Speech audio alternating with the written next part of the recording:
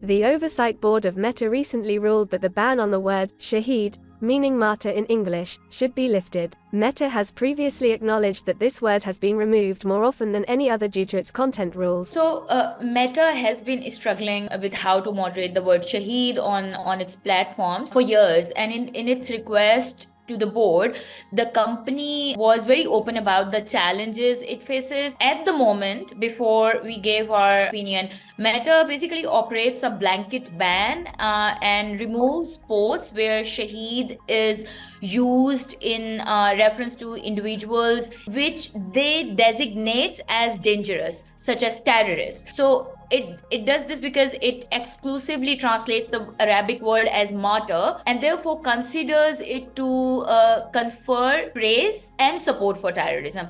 So, however, the company basically recognizes that the term can be used in many other ways, from news reporting to condemning executions or extrajudicial killings. They also recognize that it is widely used among Muslim communities more broadly, and people living in Muslim majority countries where the word has become integrated into the local language according to their local context. The Oversight Board, which was created in 2020, is funded by Meta but operates independently. When Facebook and Instagram remove content, Meta can ask the board to review those decisions, especially if they're controversial.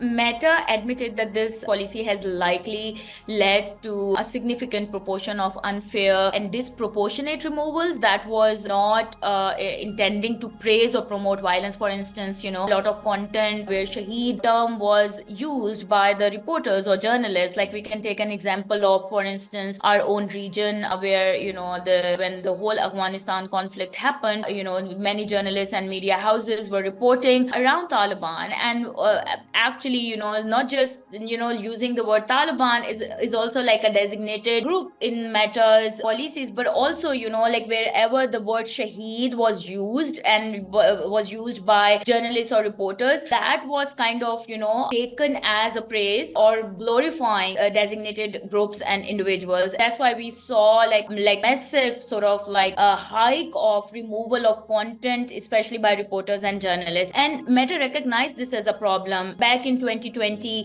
the platform then conducted extensive consultations with its stakeholders, partners on how to remove this policy, but they really struggled to find a solution that they could scale across their platforms on Instagram and Facebook. So last year, Meta approached the board and asked us to assist by doing a policy advisory opinion. What basically board, when Meta reached out to us, we started asking for public comments to people. There were like 100 public comments that were submitted to us. We had dozens of stakeholders engagements, roundtables across the world, regionally, locally, asking people how basically they like this term is being used in their own particular region. So trying to get the context of this term, but also how in those particular regions they are seeing, the censorship on that is around this term on their own platforms. And Meta also asked us to look into 3 options that Meta can basically look into, if board can also look into those 3 options. And one was the status quo, which is the one at the moment. But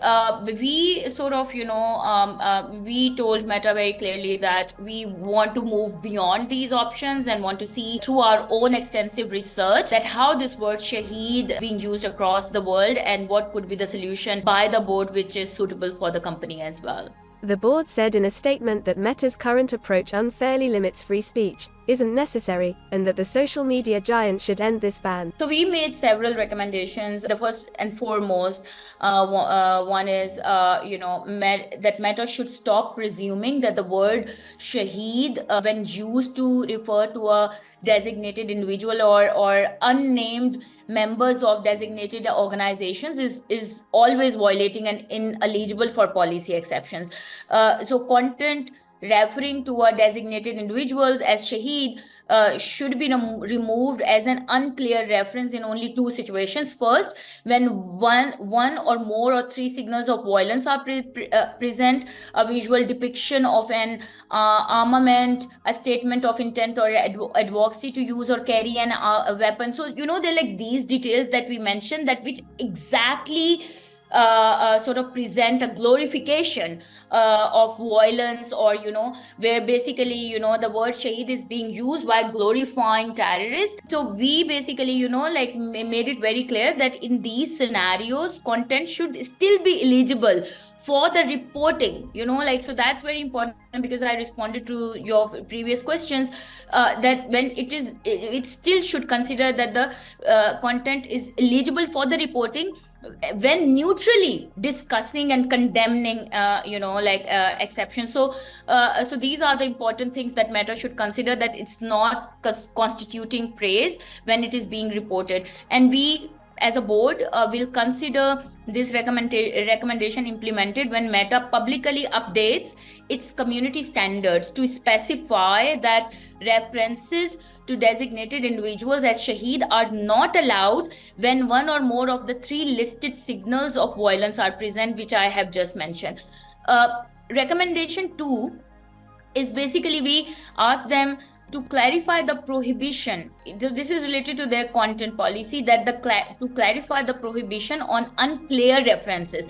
So Meta should include several examples of violating content, including a post referring to a designated individual as Shaheed, combined with one or more of the three signals of violence specified in recommendation number 1.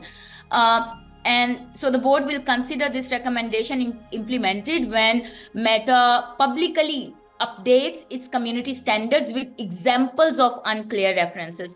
So abhi to when people basically attach term Shaheed with someone who is designated individual or designated group, people don't even know about these designated groups. That's the problem also. So when they do it, they don't know what kind of violation that they are making. So these are like where the policies are very unclear. So we went into their policies and asked them very clearly that do this and make it as a public facing document, so that people do understand what they will write will violate your policy. The third one is related to enforcement. So we asked Meta that their internal policy guidance should also be updated to make clear that reference to any designated individual as Shaheed is not violating except when accompanied by signals of violence, जो ऊपर mention के, and that even when those signals are present, the content may still benefit from the reporting on neutrally discussing or condemning exceptions. Again, हमने news worthiness और media freedom है, we actually kept it the center of our recommendation as well. So reporters and journalists, their content should not be getting severe strikes under their policy. And we will consider this recommendation implemented when Meta updates its guidance to reviewers, who are the human reviewers, to allow Shaheed to benefit from the reporting on neutral discussion or condemning exceptions, and once they will share this revised guidance with the board. There is the fourth recommendation, which is related to transparency. So we asked them to improve the transparency of its designated entities and events list. So Meta should explain in more detail the procedure by which entities, individuals, and events also are designated. It should also publish aggregated information on its designation list on a regular basis, including the number of entities within each tier of its list, like the dangerous, the most dangerous, as well as how many were added and how many were removed from each tier in the past year. And we will consider this implemented when Meta publishes the requested information in its transparency center. The fifth recommendation is that is related to enforcement. And we asked Meta to ensure the dangerous organizations and individuals and their list is up to date and does not include organizations, individuals, and events that no longer meet Meta's definition of designation. So the company should introduce a clear and effective process for regularly auditing designations and removing those no longer satisfying published criteria. And we will consider this implemented when Meta has created such an audit process and explains the process in its transparency center. And sixth recommendation is again related to transparency, which is to improve transparency on Meta's enforcement, including regional differences among markets and languages. Meta should explain the method it uses to assesses accuracy of human review and the performance of automated systems, जो automation है या AI है in the enforcement of its dangerous organization and individual list. And it should also periodically share the outcome of performance assessments of classifiers which are used in enforcement of the same policy, providing the results in a way that allows these assessments to be compared across languages and regions. And we will consider this implemented when Meta includes this information in its transparency center and in the community standard enforcement. And the last one is basically, to inform stakeholders, all the stakeholders that Meta reaches out to around these consultations, etc., and provide explanations in clear language on how classifiers are used to generate predictions of policy violations. Meta should also explain how it sets threshold for either taking no action, lining content up for human review, removing content by describing the process through which these thresholds are set. So again, the information should be provided in the company's transparency center, and we will consider this implemented when Meta publishes the requested information in its transparency center. So these are the 7 recommendations that we have given in our policy advisory opinion. The board acts like a mediator, making recommendations and either agreeing or disagreeing with Meta's choices. But are the board's ruling binding?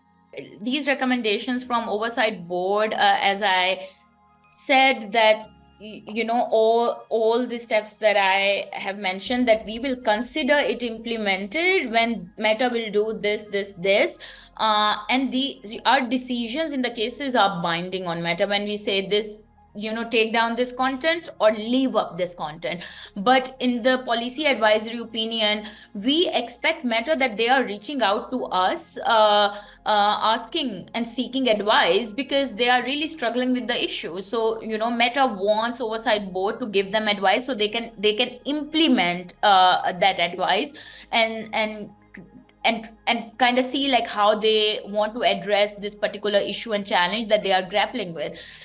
So this is our expectation from Meta, that they will look into all these recommendations and implement them. In our past experience, in our previous policy advisory opinions, they have implemented our recommendations, some fully implemented, some partially implemented, but we have like a proper mechanism at the Oversight Board, which is like an implementation committee. We keep following up with Meta on our recommendations, and Meta informs us regularly on the implementation process and the progress, and we keep having these implementation conversations on the progress. So even though these recommendations are not binding on them, Meta has a responsibility to implement these recommendations, because this goes in their own favor, and why they basically reached out to the board to seek advice on this. So we really hope that all the recommendations that we have given, Meta fully implement them so that they can deal with this like blanket censorship of the word Shaheed, which is being used by reporters, journalists, communities around the world, and not only in the peace situations, but also the way we have seen in the current conflict in Gaza.